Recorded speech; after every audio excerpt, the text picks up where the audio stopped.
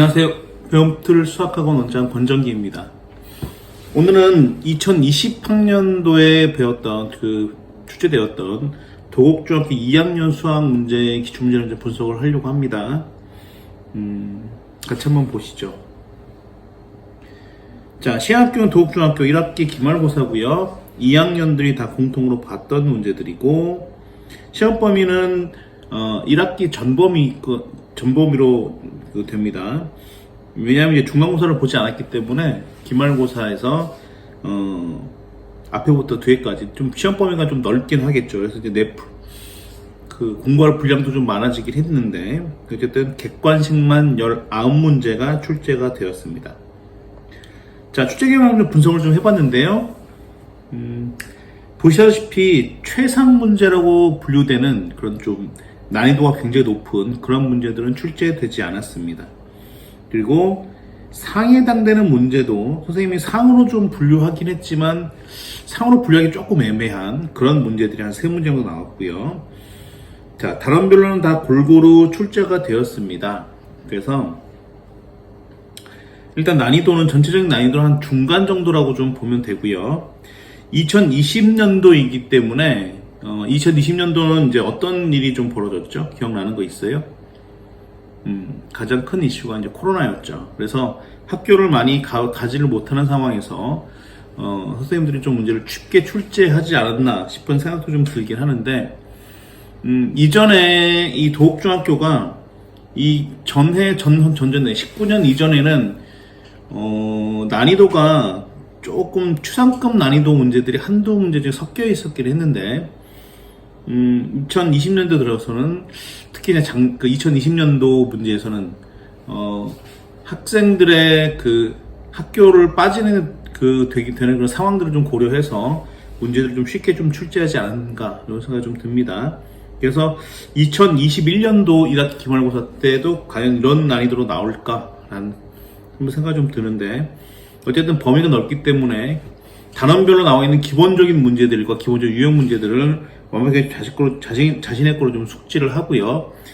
그 다음에 특히나 이제 다항식 계산에서 괄호가 있는 문제들 같은 경우는 괄호를 푸는 과정에서 계산 실수를 하는 경우가 좀 많기 때문에 그런 계산 실수를 하지 않도록 하는 그런 것들이 좀 필요하지 않나 이런 생각이 좀 듭니다. 그래서 학교나 혹은 학원에서 배웠던 그런 기본적인 문제들 연습들을 좀 중심적으로 좀 하시고, 그리고 그런 정도의 난이도를 좀 극복할 수 있는 학생이라면 최상급 난이도 문제들도 좀 도전해 볼 필요가 있다. 그리고 어느 정도 좀 선행이 돼 있거나 앞에 있는 단원들을 좀 공부를 좀 뭐 중3 혹은 또 고1 과정까지 좀 준비했던 학생들이라면, 어쨌든 우리가 수학을 중학교 때만 배우고 끝날 게 아니기 때문에 중3 혹은 고등학교 때까지 연결 지점들을 생각해서 기본적인 문제들을, 기본적인 패턴들을 좀 알아두고 기본적인 개념들과 기본 문제들을 잘 숙지하는 것들을, 이런 것들을 중심으로 여러분들을 준비를 해주시면 어쨌든 도곡중학교 2학년 문제에서 좋은 점수를 얻게 되지 않을까 이런 생각이 좀 듭니다. 자, 누누이 항상 강조를 하는데 중학교 때 성적이 항상 고등학교 때 성적으로 올라가 있지 않습니다. 왜냐하면 중학교 때 그 성취로 나와 있는 A, B, C, D로 쭉 나와 있는 것들을 보면 A가 한 30% 정도 되거든요, 대부분 학교에서. 그럼 30%라고 하면 고등학교로 환산하면 한 몇 등급 정도 될까요?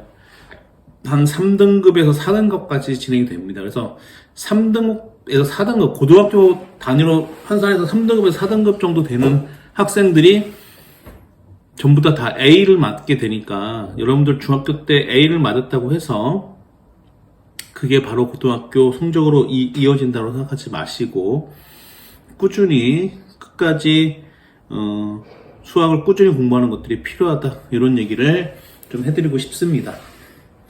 자, 그러면 요 문제들이 이제 어떤 문제들이 좀 나왔는지, 그리고 변별력을 좀 가르고 있는 그런 문제들이 어떤 문제가 있었는지 같이 한번 분석하는 시간을 좀 가지도록 할게요. 자, 4번 문제였는데요. 단어는 유리수와 순환소수에 관련된 문제였죠. 그쵸?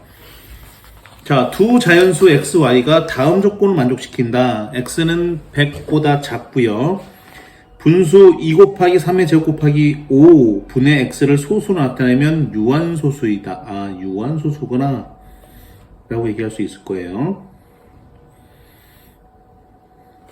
자, 그러면 우리가 유한소수인지 아닌지를 판단하는 방법 혹시 기억나십니까?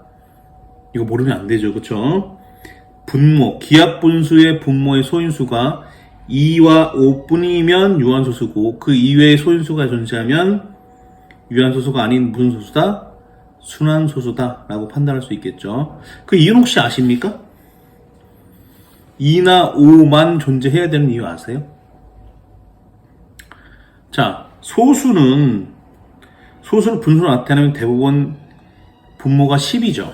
10, 100, 1000. 10의 거듭제곱 형태로 되어 있죠. 그쵸? 근데 10의 거듭제곱으로 되어 있는 수는 소인수분하면 약수가 2나 5밖에 없어요. 그쵸? 오케이? 그래서 2나 5 이외의 다른 수가 소인수에서 존재하면 얘는 유한수가 아니다라고 할 수 있다는 얘기입니다. 오케이? 자, 그러면 일단 나를 보시고 나 조건을 가지고 x를 한번 생각하면 x는 이제 뭐를 x와 여기 3의 제곱이랑 없어져야 돼요. 3의 제곱이 없어져야 돼요. 그래서 x는 기본적으로 3의 제곱을 인수로 갖는다. 이렇게 할 수 있겠죠. 오케이? 자, 시험 볼 때 이런 거 막 써야 됩니까? 좀 써서 정리하는 것들이 좋습니다. 자, 다를 볼게, 그 다음에 117분의 x를 기하분수로 나타내면 y분의 11이다. 이렇게 되는데, 얘를 약분해서, 117분의 x를 약분해서 y분의 11이 됐는데, 한번 이렇게 생각해볼게요. 그럼 117을 한번 소인수분을 해볼까? 소인수분 한번 해볼게요. 자, 그럼 117은 뭘로 나눠줄까? 117. 1 더하기 1 더하기 1이 7이죠? 자, 다 더하면 9니까 117은 9의 배수입니까? 9의 배수이죠. 그쵸? 자, 배수 판정법이라고 기억나죠? 각 자리수의 합이 3의 배수면 3의 배수, 9의 배수면 9의 배수가 되니까 얘는 9의 배수예요. 일단 9로 한번 나눠볼게요. 그러면 9, 1은 9, 27이니까 3, 9, 27 이렇게 되네. 그러면 117은 소인수분해 하면 어떻게 정리가 되냐 하면 3의 제곱 곱하기 13으로 정리가 될 겁니다. 여기까지 되세요? 오케이? 그러면 자, 117분의 x를 다 있으면 3의 제곱 곱하기 13분의 x인데 얘를 약분해서 y분의 11이 된대요. 맞습니까? 오케이? 자, 그러면 이제 생각을 좀 해봅시다. 위에 있었던 자, x는 3의 제곱을 인수로 갖는다와 3의 제곱 곱하기 13분의 x를 약분하면 y분의 11이 갖는다는 이 두 가지 조건을 잘 생각을 해보면 자, x는 어떤 수여야 될까요? 생각을 해볼게. x는 일단 3의 제곱을 인수로 갖고요. 그쵸? 그럼 이 3의 제곱이 분모랑 약분돼서 없어지는데 그리고 뭐가 남아야 돼? 11이 남아야 되지 않겠냐라는 거야. 여기까지 이해됐어요? 오케이? 그럼 맞는지 한번 확인해 볼게요. 그럼 얘를 약분하면 3의 제곱을 약분하니까 얘가 13분의 11이 된다라고 할 수 있겠나? 그쵸? 자, 그래서 x는 결론적으로 좀 뭐가 됩니까? 3의 제곱 곱하기 11이니까 99가 되고요. y는 요 약분한 나머지 13이 되겠다라고 할 수 있겠죠. 그래서 x 더하기 y는 112였다라는 얘기입니다. 자, 요 4번 문제는 문제집에 많이 나와 있는 형태의 문제이긴 하는데 학생들이 많이 좀 헷갈려하고 그리고 좀 어렵게 느끼는 문제 중에 하나죠. 그래서 문제에 나와 있는 조건들을 하나씩 정리하면서 문제에 접근하면 어렵지 않지 않았나 이런 생각이 좀 듭니다. 자, 다음 문제로 넘어가 봅시다. 6번 문항. 자, 6번 문항을 보는데 이거를 이제 넣을까 말까 생각을 했는데 그래도 이건 좀 오답으로 했던 사람들이 많아서 한번 좀 정리를 좀 해봤어요. 2의 7제곱 곱하기 3 곱하기 5의 10제곱을 a 곱하기 10의 n제곱의 꼴로 나타낼 때 두수 A와 N에 대해서 A-N의 값은 무엇인가요? 단 A는 10보다 크거나 900보다 작고요. N은 자연수라고 얘기를 했습니다. 자, 그러면 일단은 자, 얘를 10의 거듭적 A 곱하기 10의 N제곱으로 나타내 주는데 여기 5의 10제곱이랑 2의 7제곱 쓰니까 앞에 있는 5의 세제곱을 밖으로 빼고요. 3 있고요. 그 뒤에 있는 2의 몇 제곱, 2의 7제곱, 5의 7제곱을 이렇게 싹 묶어줘요. 왜? 2 곱하기 5가 10의 거듭제곱이니까. 그럼 얘가 이제 뭐가 되냐면 자, 5의 세제곱은 얼마일까? 125고요. 3을 곱하면 375지. 곱하기 얘를 뭘로 볼 수 있어? 10의 7제곱이라고 할 수 있겠죠. 그렇죠? 자, 그러면 375 곱하기 10의 7제곱이라고 할 수 있는데 자, A 조건 한번 볼게요. A 조건이 10보다 크거나 같고 100보다 작아야 된대. 그치? 375가 얘를 만족을 시킬까? 안 할까? 이 사이에 없잖아요. 그쵸? 그래서 375를 그냥 10으로 나누고요. 이 뒤에다가는 15를 곱해줘. 10의 8제곱이 되겠죠. 오케이? 그러면 문제 조건을 만족시키는 답이 나오지 않겠냐라는 거야. 그러면 A가 얼마가 됩니까? 37.5가 되고요. 그 다음에 N은 뭐가 될까요? N은 8이라고 얘기할 수 있겠죠. 그쵸?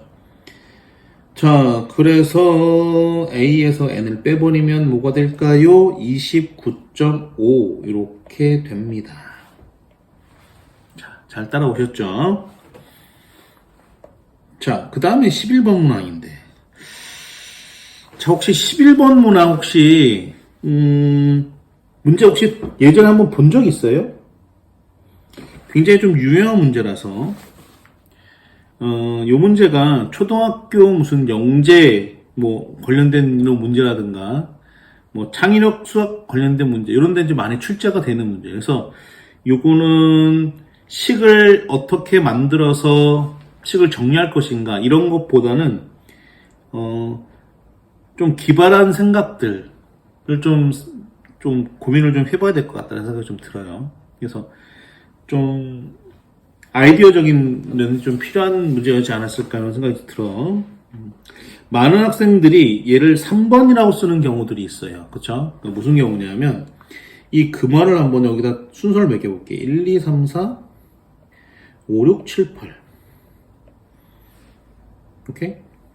자, 이렇게 했을 때 일단은 이 중에 하나가 조금 가벼운 겁니다. 그쵸? 그럼 가볍다 그러면 일단 이렇게 생각해 보는 거야. 반을 잘라서 요 4개랑 요 4개를 저울에 답니다. 그쵸? 그러면 어쨌든 둘 중에 한쪽에는 가벼운 금화가 있기 때문에 한쪽은 더 올라갈 거야. 그치? 그래서 만약에 이 앞에 있는 1, 2, 3, 4가 금화가 가벼운 쪽이었다고 싶으면 그럼 1, 2, 3, 4 중에 하나겠네 싶어서 이제 어떻게 합니까? 여기서 2개를 골라. 그럼 1, 2하고 3, 4에서 골라가지고 또 얘가 만약에 가볍대. 그럼 얘를 가볍다 그러면 얘를 또 재가지고 1, 2 중에 하나를 선택을 해서 가벼운 게 하나가 있으면 얘가 이제 범인이 되는 거죠. 더 가벼운 거가. 그쵸? 그 만약에 얘가 아니면은 뭐 얘를 덜어가지고 달면 되고요. 그쵸? 그렇게 해서 3번이면 되지 않겠냐? 라는 생각들을 많이들 하고 있어요. 문제를 처음 푸는 사람들은. 그쵸? 이게 3번으로 해서 틀린 게 아니라 3번으로 해서 되게 될 수 있어. 근데 이것보다 더 적은 횟수를 이용해서 가짜 금화를 찰 수 있을까? 찰 수 있습니다. 어떻게 해야 되느냐? 이런 거야. 그럼 어떤 방법이 있을까? 여기서 금화 8개가 있잖아요. 다시 한번 세볼게. 여기서 3개를 고르고 3개를 고르는 겁니다. 오케이? 만약에 3개를 골랐는데 2개가 평행을 이루고 있다. 그러면 7번, 8번 금화 중에 하나겠지. 그럼 2번에 끝나는 거야. 맞습니까? 그 다음에 만약에 1, 2, 3, 4, 5, 6에서 됐는데 1, 2, 3이 더 가벼운 가볍게 이렇게 나왔다. 그러면 1, 2, 3 중에 뭘 하면 됩니까? 두 개를 골라.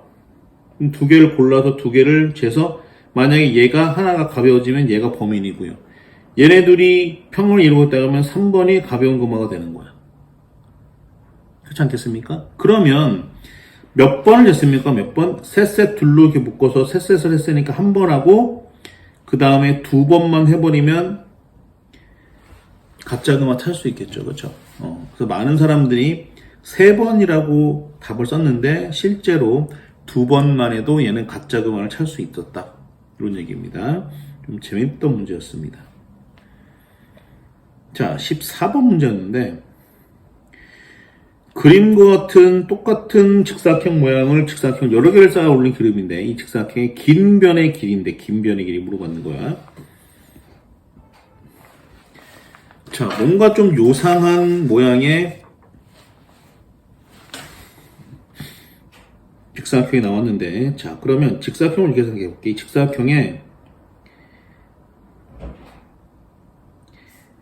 긴 변의 길이를 A라고 하고요. 짧은 변의 길이를 B라고 해.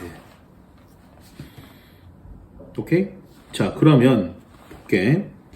요 길이는 A, 요 길이는 B, 요 길이는 A, 요 길이는 A죠. 그럼 요 길이는 뭐가 될까? 짧은 변이니까 얘는 B하고 B가 돼. 맞습니까? 그러면 여기 나와 있는 이 14cm라는 것은 어떻게 해서 나왔을 것 같아요? 전체 길이에서 얼만큼? 요만큼의 길이를 빼면 14가 되지, 그치? 그럼 전체 길이가 A가 2개, B가 하나니까 2A 플러스 B가 되고요. 여기서 B가 2개니까 2B를 빼. 정리하면 얘가 2A 마이너스 B가 되지요. 얘가 14라는 얘기야. 오케이? 그러면 이런 식으로 A와 B에 관한 식이 두 개가 나오겠구나. 그쵸? 그래서 이 14번 문제는 연립방정식의 활용에 관련된 문제였습니다. 한번 볼게요. 그럼 여기도 얘가 B고요. 긴 거는 A, 짧은 거는 B, 긴 거는 A. 그 다음에 짧은 거 다시 B. 이렇게 되죠. 그럼 이 22cm 어떻게 나온 거야? 이 전체 길이에서 요만큼을 뺀 거지. 그럼 전체 길이는 A 2개, B 2개니까 2A 더하기 2B가 되고 거기서 B만큼 뺐죠. 그럼 정리하면 어떻게 돼요? 2A 플러스 B인데 걔가 얼마라는 얘기입니까? 22라는 얘기입니다. 아하, 그러면 이렇게 생긴 미지수 2개씩 2개인 연립 1차 방정식이 나오겠구나 라고 생각이 들어요. 그럼 답까지 한번 구해볼게요. 자, 긴 변 길이 A니까 둘을 더해주면 4A가 되고 4A는 어떻게 돼요? 36이 되고요. A는 얼마? 9가 되겠죠. 긴 변의 길이를 물어봤으니까 긴 변의 길이는 9cm다. 그래서 연립방정식의 활용을 이용해서 풀었던 문제다 라고 생각하시면 되겠죠. 자, 그 다음 볼게요. 18번 문항. 자, 18번 문항. 진호가 있는데 진호는 친구와 집에서 같이 수학 공부를 하기로 하였다. 친구랑 같이 수학 공부를 한데 위험합니다. 왜요? 선생님도 학교 다닐 때 친구랑 같이 공부하려고 집에서 같이 공부를 한 적이 있는데 친구랑 같이 하게 되면은 공부를 이렇게 많이 안 하게 되더라고. 물론 사람들마다 좀 다르겠는데 공부를 원래 혼자 하는 게 맞아요. 그쵸? 그래서 친구들이랑 같이 뭘 할 때는 공부보다는 그냥 아예 놀려면 그냥 친구랑 같이 노는 게 낫고 공부를 한다는 생각을 가지고 이렇게 있으면 좀 별로 좋지 않을까. 공부를 하는 시간보다 오히려 웃고 떠들고 즐기는 시간들이 더 많아서. 자, 그럼에도 불구하고 진호는 친구를 이제 집에서 이제 불렀대. 자, 그래서 수학책을 학교에 두고 온 곳이 생각이 나서 집에서 2.5km 떨어진 학교로 갈 때는 시속 4km, 올 때는 시속 5km. 그치? 왜 이렇게 차이 나게 걸을까 맨날 계산하기 복잡하게. 그치? 자, 그래서 진호가 학교에 머물 수 있는 시간은 최대 몇 분인가? 분. 자, 문제 함정도 있습니다. 이거 조심하세요.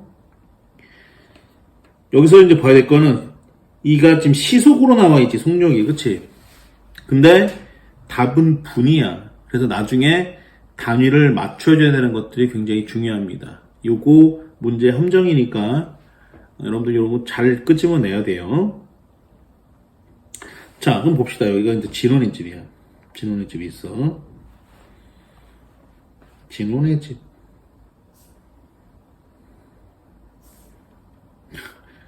진원의 집. 모양이 좀 이상하다. 좀 예쁘게, 이거? 이렇게 생겼어, 이렇게 생겼어. 이게 진원의 집. 진호. 그 다음에 학교. 학교가 간단하게 이렇게 학교야. 자, 집에서 학교까지 거리가 얼마래? 거리가. 여기가 2.5km입니다. 오케이? 자, 그런데 얘가 이제 학교를 가는데, 갈 때는 시속 얼마? 4km. 또 가서 학교에 얼마만큼 있다가 다시 올 때는 시속 5km로 왔어요. 5km/h 시속으로. 그러니까 중간에 학교에서 이게 있는 시간이 있겠지, 그치? 그럼 최대한 얘는 1시간 반 동안 1시간 30분에 되돌아오려고 하면 학교에 머무는 시간이 얼마가 돼야 될까라는 생각을 하는 거야. 오케이? 자, 그럼 봅시다. 부등식이죠, 그쵸? 이 부등식인데 이 부등식을 뭐에 관한 식으로 만들어야 되면 시간에 관한 식으로 만들어줘야 돼, 그치? 속력은 시간분의 거리, 시간은 속력분의 거리니까 얘가 진호가 학교에서 갈 때까지 걸린 시간은 뭐가 됩니까? 시간은 어떻게 돼요? 속력분의 거리 4분의 2.5. 그럼 올 때 걸린 시간은 5분의 2.5가 되겠죠. 그쵸? 그리고 중간에 학교에 머문 시간 X라고 해볼게요. 맞습니까? 자, 이게 2내니까 2내 1시간 30분. 근데 시간이니까 시간에 관한 단위를 정리하면 1.5라 그래야 되겠지. 오케이? 자, 이거보다 2내가 돼야 된다는 얘기입니다. 오케이?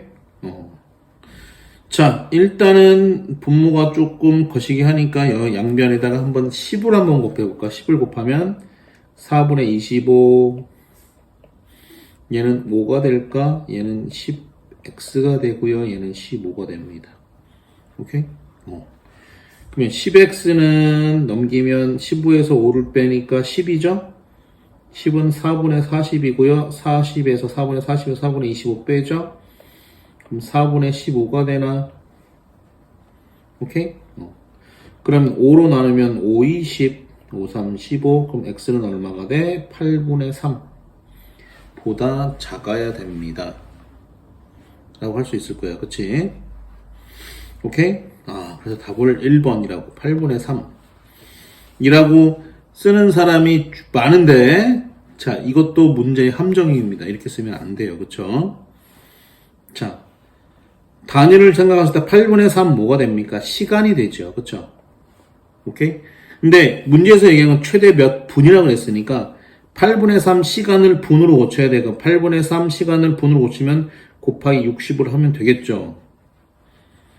오케이. 그러면 얘가 어떻게 될까요? 2, 4, 8, 2, 30. 오케이? 한 번 더 나눌까? 2분의 15니까 얘가 2분의 45가 되겠죠. 2분의 45분이 됩니다. 그래서 답이 1번이 아니라 4번이 맞게 되겠습니다. 자, 부등식 세우는 것부터 그 다음에 나중에 단위를 통일하는 문제까지 그 함정까지 잘 피해 가야지만 좋은 점수를 받을 수 있지 않았을까 이런 생각이 좀 듭니다. 자, 그 다음 마지막 19번 문제였습니다. 자, 이제 1차 함수 그래프에 관련된 문제인데 1차 함수 관련된 문제는 이 함수와 그래프에 관련된 문제는요, 일단은 기본적으로 뭐를 해줘야 돼요? 그래프를 잘 그릴 줄 알아야 돼요. 그쵸? 그럼 그래프를 잘 그리면 문제의 한 절반 이상은 풀었다고 보면 돼요. 오케이? 얘를 x축, 얘를 y축이라고 하고요. 그러면 x-y-는 0부터 한번 그려보는데 x 절편과 y 절편을 중심으로 그래프를 한번 그려볼게요. 그러면 y가 0일 때 x 값은 1이니까 여기는 1,0을 지나고요. 그 다음에 x가 0일 때 y가 마이너스 1 지나니까 0, 마이너스 1 지나죠. 그러면 이 그래프는 마이너스 1, 0, 마이너스 1과 1,0을 지나는 직선이 되겠습니다. 이렇게 나오죠. 그렇죠? 자, 그 다음에 두 번째 직선 3x 플러스 y 마이너스 7은 0. 자, 얘도 x절편, y절편 기준으로 해볼게. x에다 0이면 y가 7이니까 얘는 0,7을 지나고, 그 다음에 y에다 0이면 3분의 7을 지나지. 3분의 7이면 2보다 조금 큰 곳에 있으니까 얘가 3분의 7이 될 거야. 그러면 이 두 점을 지나는 직선이 되겠다. 이렇게 할 수 있을 겁니다. 오케이? 이렇게 좀 그렸고. 그 다음에 x는 4로, 얘하고 x는 4로 둘러싸야 돼. 그럼 4는, 어쨌든 뭐, 이 정도에 있지 않을까 싶은 생각이 들어. 그래서 4니까 4를 가지고 이렇게 한번 만들어 볼게요. 그쵸? 그러면, 봅시다. 이 도형에 어떤 모양의 도형이 나올까? 이렇게 생기는 삼각형이 나오지 않을까 생각이 드는 거야. 그치? 자, 그리고 나서 이제 뭐를 해볼 거냐면, y는 ax-2라는 그래프를 가지고 한번 얘기를 해볼 건데, 자, 여기서 x 앞에 붙은 개수가 우리가 뭐라고 알 수 있어요? 기울기라고 하고요. 그 다음에 뒤에 붙은 상수항이 y축과 만나는 점의 y좌표인 y절편이 되겠죠.